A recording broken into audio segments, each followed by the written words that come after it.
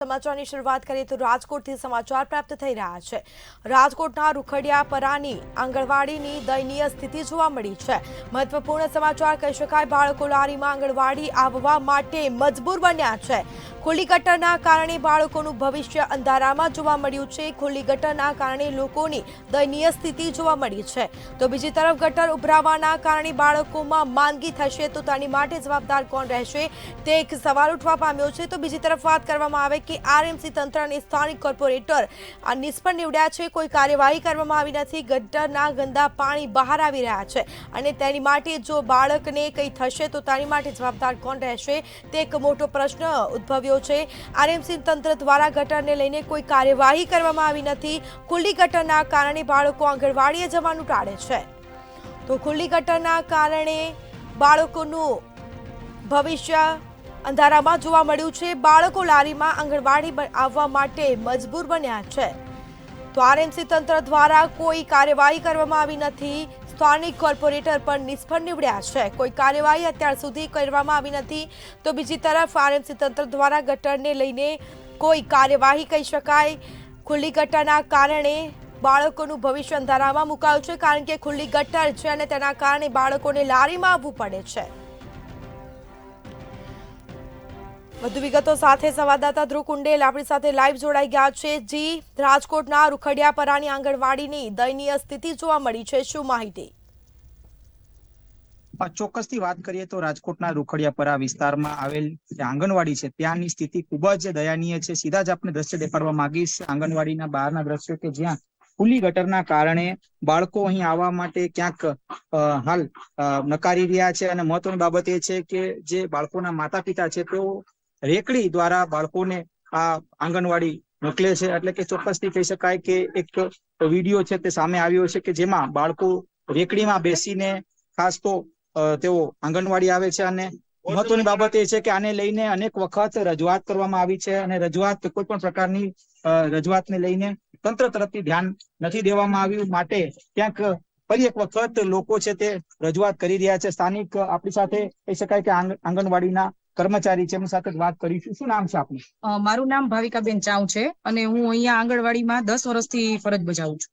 ખાસ તો અહીંયા સ્થિતિ ખૂબ જ ખરાબ છે।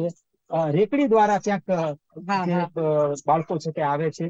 કઈ રીતની સ્થિતિ છે અને છેલ્લા કેટલા સમયથી આ ગટરનું પાણી ઉભરાય છે?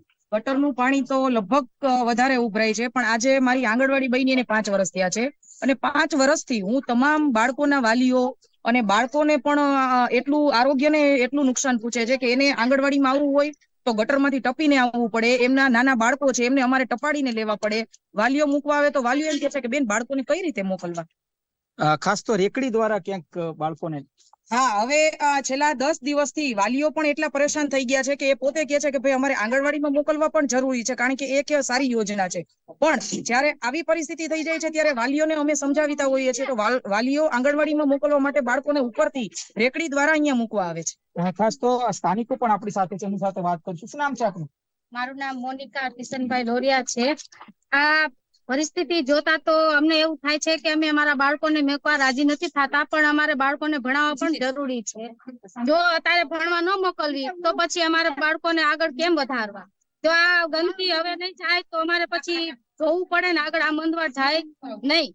આ ગંદકી માંથી નકરો મંદવાડ લાગુ પડે છે છોકરાઓને। ઝાડા ઉલટી તાવ શરદી ઉધરસ એવું થઈ જાય છે અને મેલેરિયા લાગુ પડી જાય છે। આમાં મચ્છર બહુ થાય ગંદકી ના ઓલે। ચોક્કસથી બીજા પણ આપણી સાથે સ્થાનિક છે। શું નામ છે આપનું? સુનીતાબેન, અત્યારે સ્થિતિ કઈ પ્રકારની છે? સ્થાનિક કોર્પોરેટર હોય કે આરએમસી તંત્ર શું કહી રહ્યું છે આને લઈને? કેટલી વખત રજૂઆત કરવામાં? ઘણી વખત પાછી થઈ ગયેલી ગટર છે। અમારા લતામાં કાંઈ વ્યવસ્થા થતી નથી, ખાલી મત પૂરતા જ આવે છે, બીજી કાંઈ વ્યવસ્થા કરતા નથી। ગટર ગંદકીમાં અમારે રોજ જેમ શૌચાલય જવું પડે તો આમનામ હાલવું પડે। અમારા બાળકોને ગંદકી કેવી નડે? અમે આ રીતે કઈ રીતે નીકળી એટલી અમે બાળકોને રેકડી દ્વારા લઈ આવે નાના હળી ગયા છે અમારે।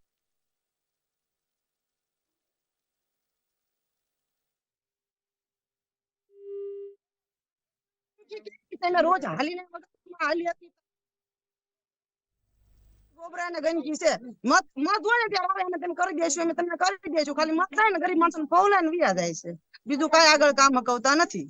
હા અહીંયા બધે ચોક્કસથી કહી શકાય કે હાલ જે રીતના સ્થિતિ અત્યારે અહીં ખૂબ જ દયાનીય સ્થિતિ અત્યારે દેખાઈ રહી છે અને ખાસ તો તંત્રએ આના લઈને ક્યાંક કાર્યવાહી કરવી જોઈએ પ્રકારની પ્રતિક્રિયા સ્થાનિકો આપી રહ્યા છે.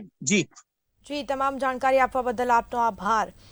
તો રાજકોટના રૂખડિયાપરાની આંગણવાડીની દયનીય સ્થિતિ જોવા મળી છે. બાળકો લારીમાં આંગણવાડી આવવા માટે મજબૂર બન્યા છે. અમે તમને સીધા દ્રશ્યો બતાવી રહ્યા છે.